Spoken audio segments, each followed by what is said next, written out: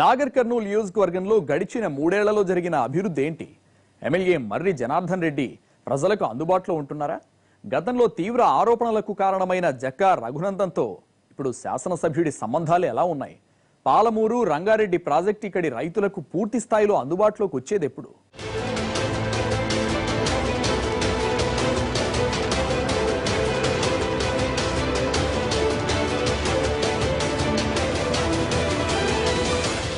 ఇప్పుడు జిల్లా కేంద్రమైన పాత మహబూబ్ నగర్ జిల్లా పరిధిలో కూడా రాజకీయ ప్రాధాన్యం ఉన్న అసెంబ్లీ నియోజకవర్గం నాగర్ కర్నూల్. 1962లో ఈ సెగ్మెంట్ ఏర్పాటైంది. తెలుగుదేశం ప్రారంభానికి ముందు వరకు కాంగ్రెస్, ఇండిపెండెంట్ అభ్యర్థులు ఇక్కడ నుంచి గెలిచారు. టీడీపీ ఏర్పాటు తర్వాత ఆ పార్టీకి కంచుకోటగా మారింది. సైకిల్ గుర్తు మీద నాగం జనార్దన్ రెడ్డి 5 సార్లు ఎమ్మెల్యే అయ్యారు. బిజినేపల్లి, తెలకపల్లి, తాడూరు, తిమ్మాజీపేట మండలాలు ఈ నియోజకవర్గం పరిధిలో ఉన్నాయి. 2,04,630 మంది ఓటర్లున్నారు. వీరిలో 50% బీసీలే, 25% ఎస్సీలు, 10% ఎస్టీలు, ఇతరులు 20% ఉన్నారు. 2014 ఎన్నికల్లో టీఆర్ఎస్ నుంచి పోటీ చేసిన మర్రి జనార్దన్ రెడ్డి విజయం సాధించారు.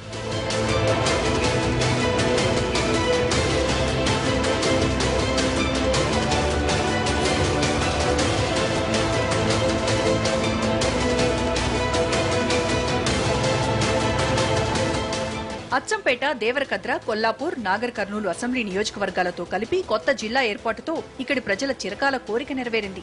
నియోజకవర్గ అభివృద్ధి కోసం 100 కోట్ల నిధులను తీసుకొస్తున్నారని చెబుతున్నారు ఎమ్మెల్యే మర్రి జనార్దన్ రెడ్డి. 9 కోట్ల రూపాయలతో కేసరి సముద్రం చెరువును మినీ ట్యాంక్ బండ్ గా మార్చే పనులు జరుగుతున్నాయి. 40 కోట్లతో కొత్తగా మార్కెట్ యార్డ్ ను నిర్మిస్తున్నారు.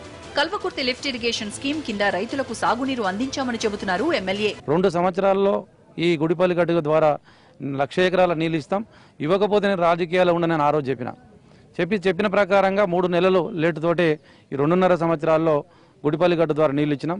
అయినా దీంట్లో కొద్దిగా ఇంకా పనులు పెండింగ్ ఉన్నాయి.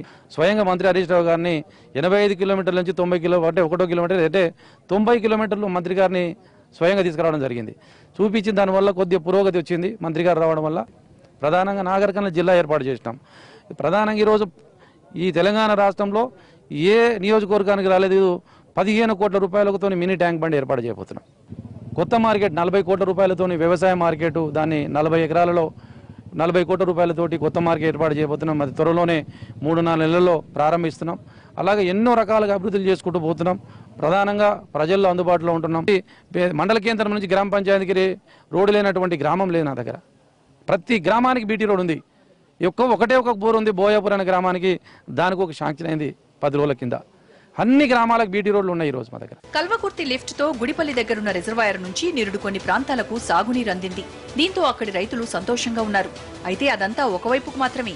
మరోవైపు కాలువల నిర్మాణం ఇంకా పూర్తవలేదు. దీంతో ఆ ఏరియాల రైతులంతా మాకెప్పుడు నీళ్లొచ్చేదని ఎదురుచూస్తున్నారు. పనులు త్వరగా పూర్తి చేసేలా ఎమ్మెల్యే కాంట్రాక్టర్ల మీద ఒత్తిడి తీసుకురావాలని కోరుతున్నారు. నీళ్లు వచ్చే వరకు వస్తాయని మాకు నమ్మకం ఉంది. వచ్చే ఈ సీజన్ వచ్చే వరకు కంపల్సరీ వాటర్ వస్తుంది. అంతవరకు కూడా డ్యాములు మధ్యలో ఉన్నాయి, అన్ని కరెక్ట్ చేస్తేనే వస్తాయని నమ్మకం ఉంది మాకు. ఫస్ట్ ఆ పని చేయాలి. ఎవరు చేయాలి? వీళ్ళు మన ఉన్న మంత్రులు కానీ ఎమ్మెల్యేలు కానీ ఒత్తిడి చేయాలని కోరుకుంటాం మేము. ఫస్ట్ ఎవరి మీద వాళ్ళ మీద ఒత్తిడి చేయాలి. కాంట్రాక్టర్ మీద ఒత్తిడి చేస్తే పని ఫాస్ట్ అవుతుంది. మనం ఏదో ఇక్కడ ఉండి చేసుకుంటూ పోతే మనకు ఏ పని కాదని మేము అనుకుంటున్నాము. పొలాలకు కూడా వస్తలేవు, ఎక్కడ లేవు. కాలువనే రిపేర్ కాలేదు. ఇంకా అది 3-4 సంవత్సరాలు అవుతుంది. ఆ కాలువ ఏడేసిన గొంగడి అన్నే ఉంది. దాన్ని అడిగేటోడే లేడు, పట్టించుకునేటోడే లేడు. వరద వస్తే మొత్తం కూడా అందులోకే పోతుంది.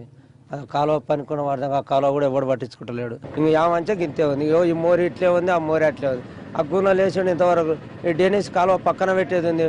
దాన్ని ఎవడు అడుగుతానే లేడు. ఎవడు పెడతాడు? ఇప్పుడు అంతా అయినాక ఇల్లు మునిగిపోతుంటుంది. ఎవడు పెడతాడు? ఎవడు పట్టించుకుంటాడు? ఈ ఊరు ఇంతే ఉంటది. ఇప్పుడు 100 సంవత్సరాలైనా ఇంతే ఉంటది. నియోజకవర్గంలోని పలు గ్రామాల్లో మంచినీటి సమస్య ఎక్కువగా ఉంది. తీర్చడం కోసం బోర్లు వేయించడంతో పాటు ట్యాంకర్ల ద్వారా నీటిని సరఫరా చేస్తున్నారు. మర్రి జనార్దన్ రెడ్డికి చెందిన ఎంజీఆర్ ట్రస్ట్ కూడా ప్రజల దాహార్తి తీర్చే పనిలో ఉంది. గ్రౌండ్ వాటర్ లేక బోర్లు పడని చోట్ల సమస్య తీవ్రత ఎక్కువగా ఉంది. ఎమ్మెల్యే చర్యలతో కొంత ఉపశమనం కలుగుతోందన్న అభిప్రాయం ఉంది. ఉదయం పనికి పోతాం, మధ్యాహ్నం నుండి మోసం 6 మలకలు తీసుకుపోతాం. 6 మలకలు 7 మలకలు పడుతుంటాయి. నీళ్ళకి జర ఇబ్బంది ఉంది. ఇవి 3 తోలనే ఉన్నాయి ఇట్లా అంతే. ఇంకా మిగతా అందరూ బైకులన్నీ కొట్టుకునేవాల్సిందే. అభివృద్ధి అయితే కాలే కానీ పైన కనిపించే ఆడ ఉండే పక్కన ఉన్న రోడ్ వైండింగ్ ఉంది కదా, ఆ చెట్లు నాటకం చేయడం మాత్రం అటువంటిదే. కానీ పూర్తి స్థాయిలో అయితే ఇక్కడ ఏం కాలేదు. ఇంతకుముందు ఉన్న స్కీమ్సే అన్నీ. అంతకుముందే నీళ్ళు వచ్చినవి. ఆ నీళ్ళని విడిచిపెట్టి మేము అభివృద్ధి అని చెప్పుకోవడం వల్ల వాళ్ళకి అది ఒక్కటే పెద్ద గొప్ప అయింది అంతే తప్ప అభివృద్ధి అంటూ ఏం లేదు. కొత్త ఆయన వచ్చినప్పటి నుంచి ప్రజలలో మంచి ఇదే ఉంది. ఎందుకంటే ప్రజలకు అందుబాటులో ఉండి ప్రజలకు కావాల్సినటువంటి సమస్యలను తీసుకొని సాల్వ్ చేయడం అనేటువంటిది ప్రధానంగా చేస్తున్నాడు కాబట్టి ప్రజలలో ఒక సదాభిప్రాయమే ఉంది. ఇంకోటి సామాజిక పరంగా వెనుకబడిన వాళ్ళకని ఆయన గత 4 ఏళ్ల నుంచి ట్రస్ట్ ద్వారా వివాహాలు చేస్తున్నాడు. దానివల్ల కూడా మంచి పేరు వచ్చేసింది ఆయనది. ఇప్పుడు ఈ కాలువలు ఇవి కూడా ఎప్పటి నుంచో తవ్వుతున్నారు. నీళ్ళు వచ్చింది మనకు గత సంవత్సరం కాబట్టి మన ఎమ్మెల్యే సాబ్ వచ్చిండు, మనకు నీళ్లు చెరువులు నిండినాయి అనేటువంటిది ప్రజల వాక్కు. అభివృద్ధి అంటే ఇంకా ఇప్పుడు మనకు తాగే నీళ్ళ అవసరాలను తీర్చడము, ఇంకా ఎవరికా ఇప్పుడు ఈ బీటీ రోడ్స్ అనేవి ఇట్లాంటి కార్యక్రమాలు వచ్చినాయి కదా, అవి కూడా చేయడము, ఎక్కడెక్కడ అవసరం ఉంటే అక్కడ అవి అన్నీ బాగానే ఉన్నాయి. మంచిగా ఉంది. కాలువ నీరు కూడా మంచిగా తెస్తున్నాడు, ఎంబడి ఉండి తెస్తున్నాడు. రాత్రి బావులు తిరిగి నీళ్లు మాకు సాగునీళ్ళు తెస్తున్నాడు. తాగునీటి ఉడక ట్యాంకులు కట్టిస్తున్నాడు ఊర్లలో. మంచిగా ఊర్లలో ఉడక అభివృద్ధి చేసి సీసీ రోడ్లు ఇచ్చిండు. మంచిగా అయింది సార్. ఇప్పటివరకు అయితే నెంబర్ 1 ఉన్నాడు సార్. ఈ వర్క్లో కొద్దిగా లేట్ అయింది. ఆ వర్క్లో ఇది రోడ్డు డివైజర్ది లేట్ అయితే ఆయనను మందలించినప్పుడు సోయాగా నేను పక్కన ఉన్నాను, ఎందుకు ఇట్లా లేట్ అవుతుంది, తొందరగా కావాలని కూడా. అప్పుడు వాళ్ళు కూడా సమాధానం చెప్పడం జరిగింది. చాలా పర్ఫెక్ట్ ఉంది. ఇంకొకటి ఏంటంటే ఇక్కడ డే అండ్ నైట్ మ్యాచ్ ఆడాలని మా యువకుల్లో అసలు ఎన్నటికి నెరవేరుతుందనే కళ ఫ్రంట్ లైట్ పెట్టి స్టేడియంలో చాలా గొప్పమైన అభివృద్ధి చేశాడు. అలాగే ట్యాంక్ బండి, 2వ ట్యాంక్ బండిని పోలిన ట్యాంక్ బండి నాగర్ కర్నూలు కావాలని చెరువు ఎన్నడూ చేయలేని మరమ్మత్తు చెరువు పని చేస్తున్నారు. ప్రతిపక్షాల వెర్షన్ మాత్రం మరోలా ఉంది. గడిచిన 3 ఏళ్లలో మర్రి జనార్దన్ రెడ్డి పెద్దగా చేసిందేం లేదని, గతంలో చేపట్టిన ప్రాజెక్టులే ఇప్పుడు ఫలితాలిస్తున్నాయంటున్నారు. ఎమ్మెల్యే నియోజకవర్గ అభివృద్ధిని వదిలేసి సొంత పార్టీ నేతల వృద్ధి మీద దృష్టి పెట్టారంటున్నారు బీజేపీ నాయకులు. నియోజకవర్గానికి ప్రభుత్వ ఇంజనీరింగ్ కాలేజ్, స్థానిక గవర్నమెంట్ హాస్పిటల్ ను ఎయిమ్స్ తరహాలో తీర్చిదిద్దుతామన్న హామీలు ఏమయ్యాయని ప్రశ్నిస్తున్నారు. ప్రతి దాంట్లో అవినీతిమయమే. ఉదాహరణకు మన మార్కెట్లో ఉంది, మార్కెట్ యార్డులకు అవినీతి జరిగింది. రైతుల దగ్గర కార్యకర్తలు కందులు 4,000 కొని అదే కందులు 5,500కు ఎఫ్సిఐకి ఈ టీఆర్ఎస్ కార్యకర్తలు అమ్ముకున్నారు. దాని మీద పెద్ద ఎత్తున ఉద్యమం చేయబడింది. నాగం జనార్దన్ రెడ్డి గారు 150 పడకల గదితో ఆసుపత్రి నిర్మించారు. కానీ అందులో డాక్టర్లు ఇప్పటివరకు కంప్లీట్గా అందులో డాక్టర్లు లేరు. నాగర్ కర్నూలు పట్టణంలో పాత డివైడర్లు వేసి ఒక 6 నెలలు అవుతుంది. వాళ్ళ కార్యకర్తల కోసము ఆ డివైడర్ను కూల్చివేసి కొత్తగా మళ్ళా కార్యకర్తలు వాళ్ళను బతికించడం కోసము నూతనంగా మళ్ళీ ఇప్పుడు వాళ్ళు డివైడర్ కడుతున్నారు. నగర పంచాయతీకి 14th ఫైనాన్స్కి వచ్చిన పైసలు కరెంటు బిల్లు తప్పితే మిగతా దేనికి అభివృద్ధికి ఆ పైసలు వాడలేదని చెప్పి మీకు తెలియజేస్తున్నా. నగర పంచాయతీలో 2014-15లో ₹1 అవినీతి జరిగింది. అదేవిధంగా 15-16లో ₹1.5 అవినీతి జరిగింది. అది ఆడిట్ లెక్కలోడుక తేలింది. వీళ్ళు అభివృద్ధి జరిగిందంటే వాళ్ళ టీఆర్ఎస్ కార్యకర్తలకే అభివృద్ధి జరిగింది. ఎందుకంటే బైకులు లేని వాళ్ళు ఈరోజు వాళ్ళు కార్లలో తిరుగుతున్నారు. తొలి 2 ఏళ్లలో ఎమ్మెల్యే ముఖ్య అనుచరుడు జక్కా రఘునందన్ మీద తీవ్ర స్థాయిలో ఆరోపణలొచ్చాయి.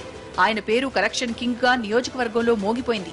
వ్యవహారం శృతి మించి ఇమేజ్ కే ఎసరొచ్చేలా మారటం, చేసిన మంచి పనులు మరుగున పడి వసూళ్లే ప్రముఖంగా తెరమీదికి రావడంతో మర్రి దిద్దుబాటు చర్యలు తీసుకున్నట్టు చెబుతున్నారు.